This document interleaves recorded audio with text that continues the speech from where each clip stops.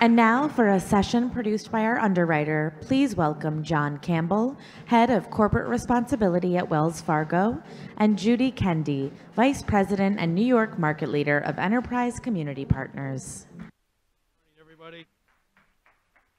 Good morning. Well, it's fun to be back. I was here last year, and we had a great time, so thanks for letting us come back. And I'm here with Judi Kende. Judi's with Enterprise.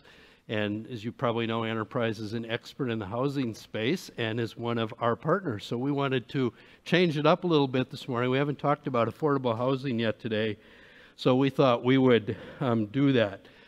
Before I do that, a lot's changed at Wells Fargo over the last couple of years. We've been in the headlines plenty of times, and there's always an advantage to that. That means you get a chance to look at everything you do and reconsider it, and I can tell you that's certainly what's been going on.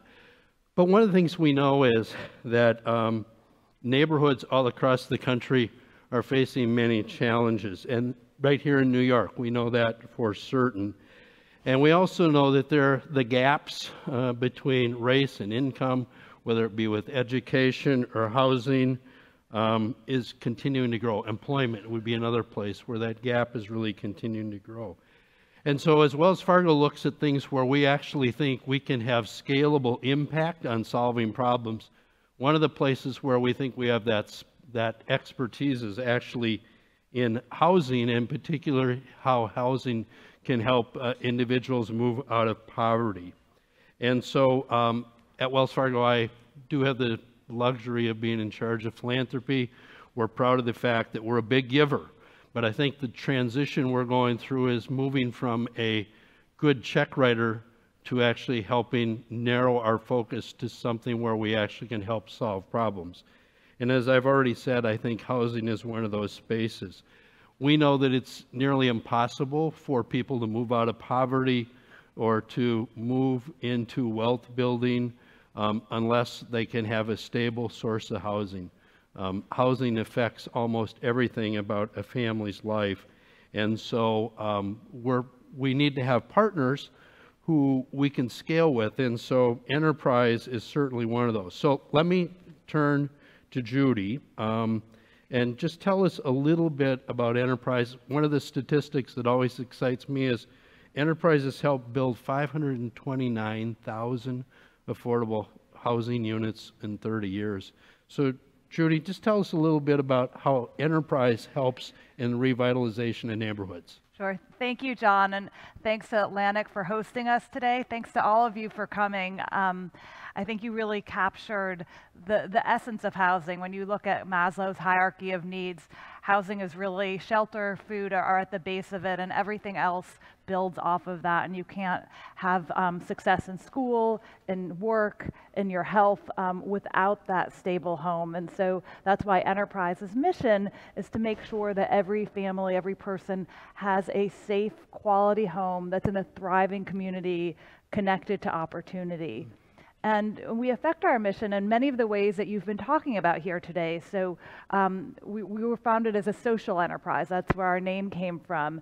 And even before social impact investing was really kind of quote unquote a thing, Enterprise was aggregating and investing capital to create and preserve affordable housing. And that's a really essential part of our model. We also create programmatic solutions to create solutions for the seemingly most intractable housing problems, be it homelessness to energy efficiency, resilience, sustainability. And then lastly, policy, and we believe that we need to scale the solutions that work, advocate for the resources that are needed to truly transform the system. So we're lucky. We've worked on lots of different things over the years. We learn from each other. So I'm curious, from the nonprofit side, what model works best with big companies like Wells Fargo? Is there a model that you've seen that you think really makes a difference? Well, I think that Wells Fargo is, and one of the things I was saying to Jon before we came on stage is it's very easy to talk about an organization that you partner with at every level. It's a very authentic conversation. And so with Wells Fargo, you've been a long-standing social impact investor with us through low-income housing tax credits, new market tax credits, loans, funds. So we've created and preserved innumerable units together. And then you've also had the vision to fund our policy, and I think that that's particularly unique, and it really shows how Wells Fargo's willing to go where few funders are thinking about if it truly is transformational. We don't have a lot of funders who come pounding on our door, unfortunately, for policy, but you funded our state and local policy. It's allowed us to expand from New York, which is the market I lead, to 11 other geographies, and led to housing trust funds in a number of states, to important policies that help seniors, that help homeless families. And so that is really vital to the work. Great. Well, in fact, we had a call yesterday, and I think we both had the same reaction. We didn't even know how many things we did together. It was really fun. As we started to go through, we figured out that it was just countless sorts of things we do. So you were going to ask me a question, I think. I was going to ask you a question. So one of the things that's really, you started with this question about how we work with a big organization, and I'm going to turn that on its head and ask you how you work with a big organization, because we're a national nonprofit. We have 1,200 people nationally, but then we also have local markets. I lead New York, and a lot of times foundations and philanthropic support struggles to figure out either they fund us at the local level or the national level, but you really recognize both the importance of funding the big umbrella as well as the boots on the ground. Yeah, well, I wouldn't say it's easy, and I wouldn't say it comes naturally, but we do have this. I wouldn't call it bifurcated. It's certainly aligned, but about half of our philanthropy is very, very local, in probably 60 markets across the country, and then the other half is more enterprise driven. And so actually figuring out how to align those local activities and kind of the national priorities is actually pretty tricky. And so one of the things I'm learning is that having relationships with people like Enterprise or LISC or Living Cities or Habitat, where their footprint is more like ours, is a real benefit, because then we can actually deliver in very local ways, like in Washington or New York or Denver, but at the same time it aligns with our broader perspectives. And I think it allows us to actually begin to move from, as I say, writing checks to actually solving problems, because we have partners that we get to know and we can go deeper with over time. So. And one of the areas that we are both very focused on, I'm sure many people in this room and watching, is really the racial equity and the wealth gap, and that is particularly anchored in housing patterns. And so maybe it's something we can both talk a little bit about how we're approaching that.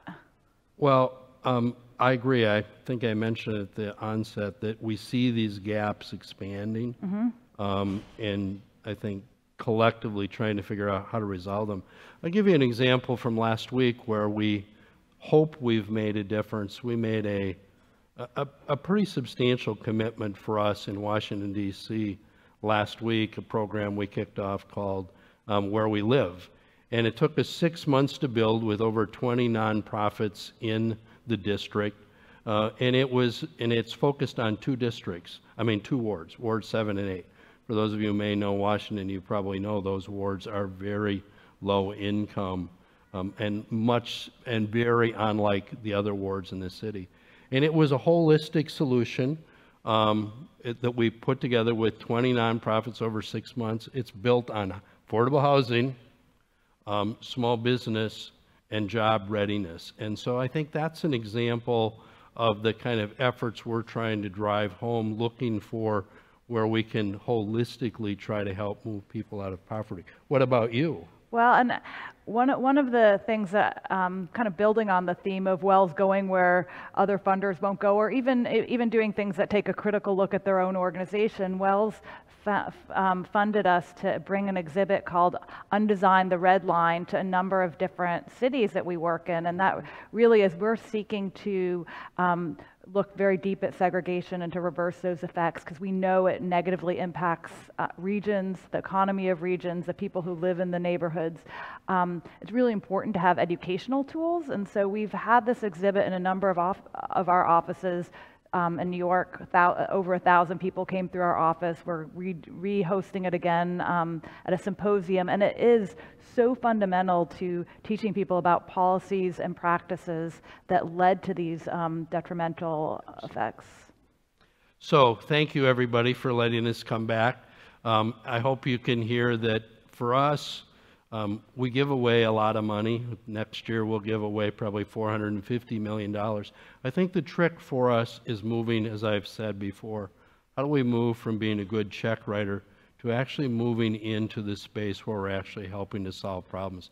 I think it's going to require for us a few things. It's going to require a lot more collaboration with people like all of you. It's going to require greater focus as opposed to doing lots of things, but really focusing on a few things where we think not only our financial capability, but also our human expertise can make a difference. So thank you for letting us be here. Thank Atlantic, really thank our partners, Enterprise, and have a great rest of the day. Thanks very much.